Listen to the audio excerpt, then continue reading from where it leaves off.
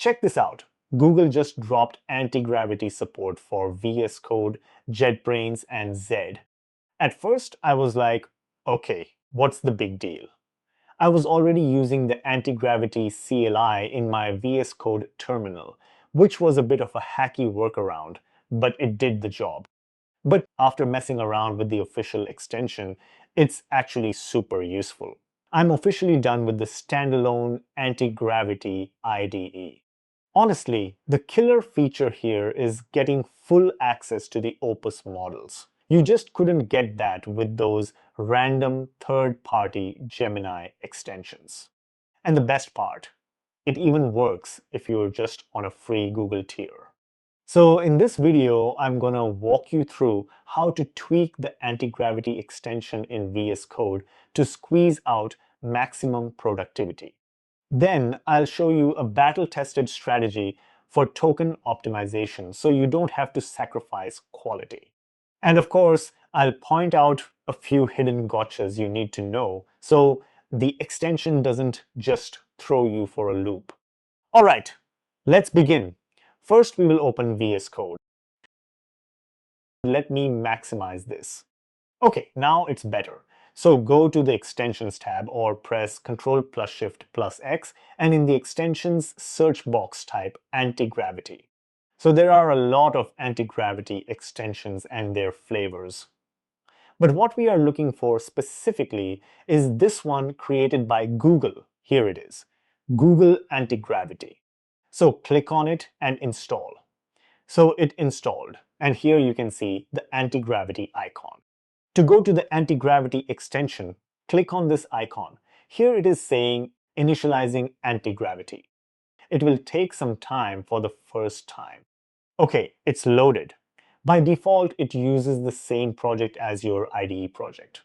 I am in my faster Whisper Conda project here, as you can see. So it is using the same faster Whisper project.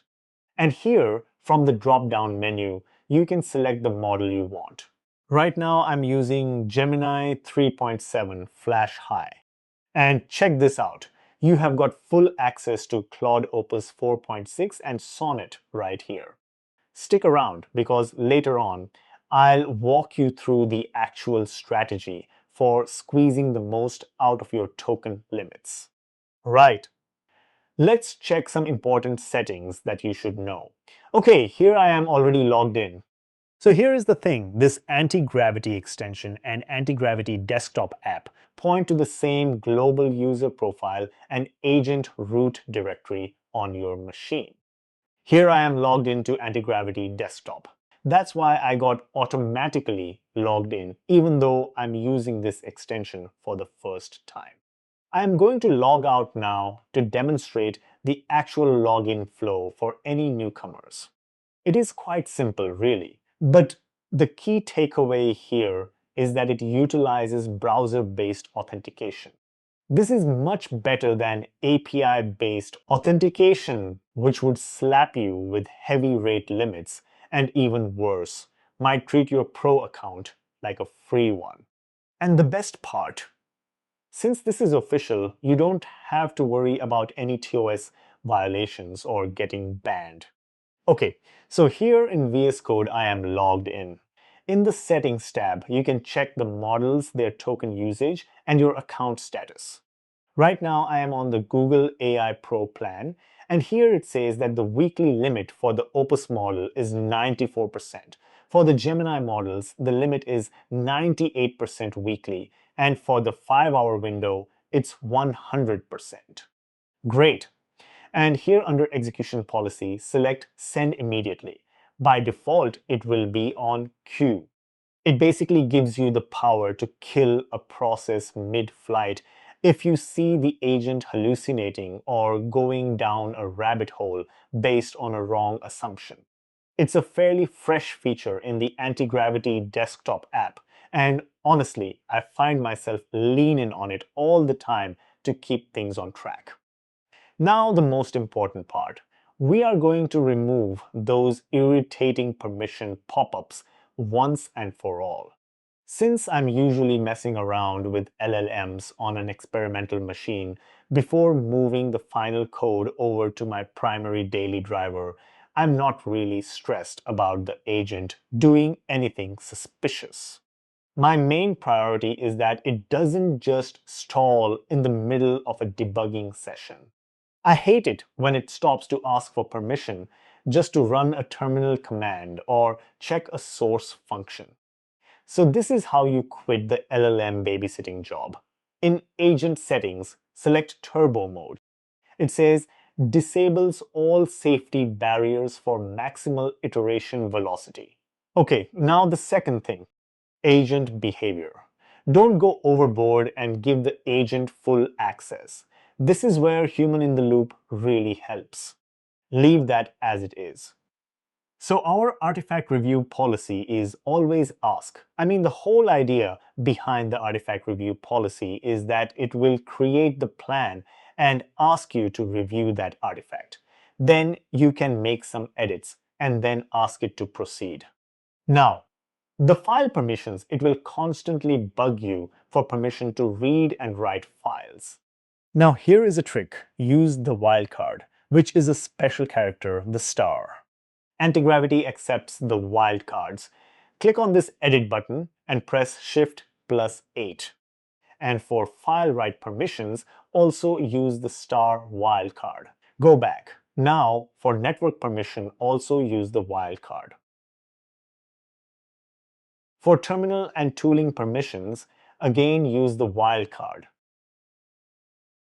Commands outside sandbox, use the wildcard. For MCP tools, I have given wildcard access. As long as you know which MCP tools you have installed, then it's safe. I personally don't experiment with the latest and coolest MCPs or agent skills. Some MCP tools can be really shady. And if you can't resist, then first read the skill.md file thoroughly. Okay, that's it. It saves the settings automatically. There is no apply or save button. Let's check it. First, we will ask it to write a temp.txt file in the E drive. Remember, the text file is technically an artifact, and in the settings, we set it to always ask. Here it created the file, and as expected, it's asking for permissions accept all, and it changed one file, temp.txt. Here is the link. So you can click on this and see the artifact here. In the artifact, it's written, this is a temporary file. So we will ask, read this file and show me what's in there. So it answered correctly. This is a temporary file. That's the content of the file. And it didn't ask for permission. That's what I wanted to test, so read and write is working as expected, and you don't have to use a file access MCP for this.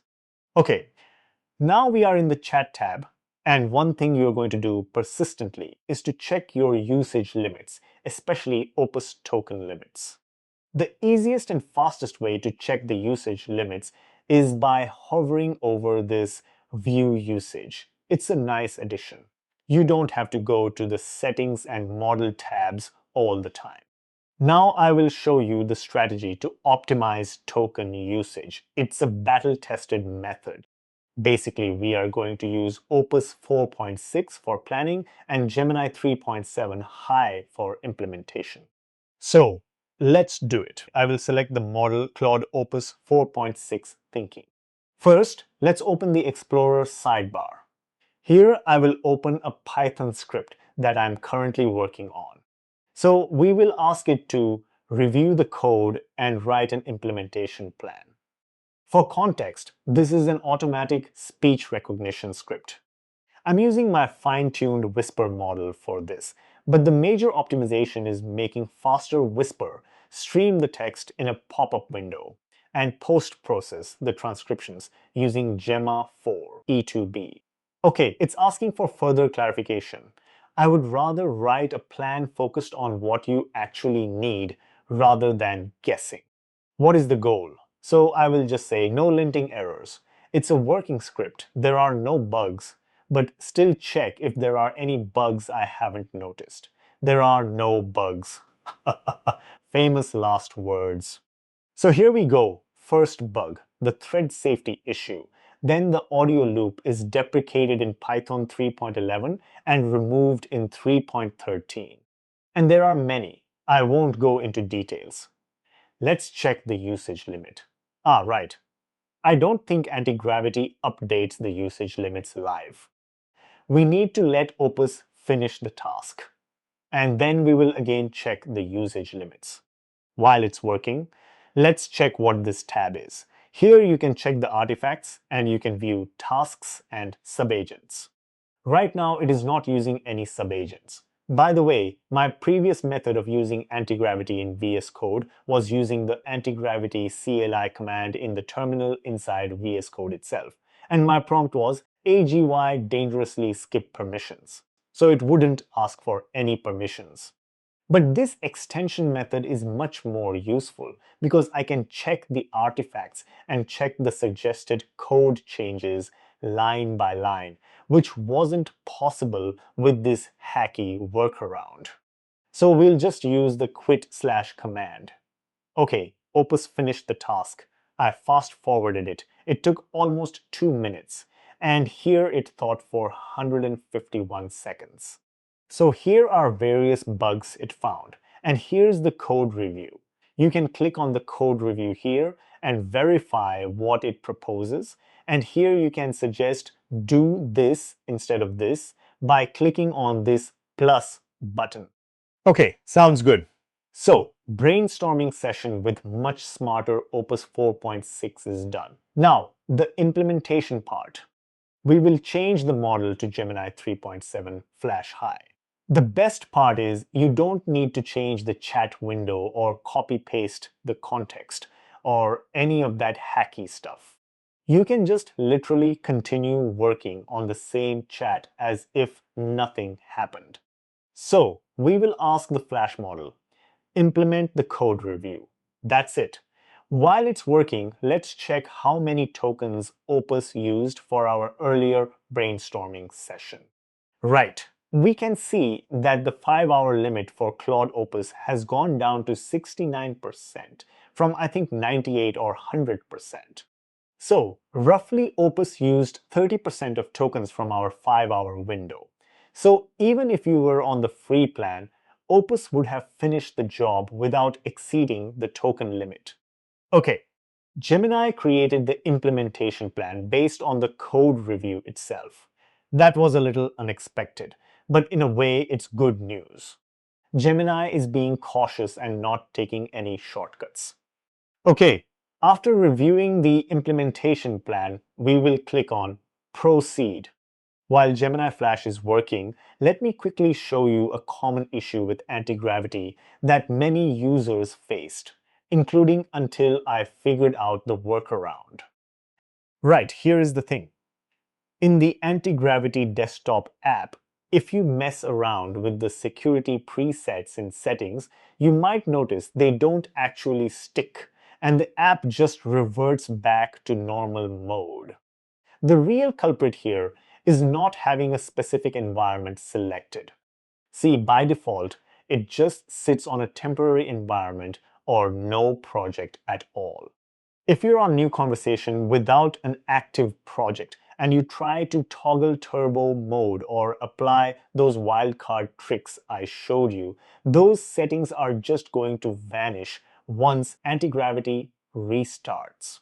So the pro tip here is to select an environment first. It really doesn't matter which one, like my EMS folder where I keep my Conda setups. Once you've got a project context, go ahead and dial in those turbo and wildcard settings. Now those changes will stay locked in for good. Okay, Gemini finished the task. And it gave us a detailed walkthrough. It implemented all the suggestions in the code review by Opus. Perfect. And check the tokens it consumed, still at 100% of the 5-hour limit. By the way, Opus didn't fix the linting errors. Can you fix the linting errors as well? And see, all the linting errors are gone. This Gemini 3.7 Flash is not just a workhorse. It's actually quite brilliant as well. So this is how you finish the task in the most token efficient way. In fact, forget the tokens. But it's a highly recommended method to plan your code first and then write the actual code. And it's been there for the last 30 to 40 years. So remember, plan, review, execute. So that's it for today, guys. Thanks for watching. See you next time.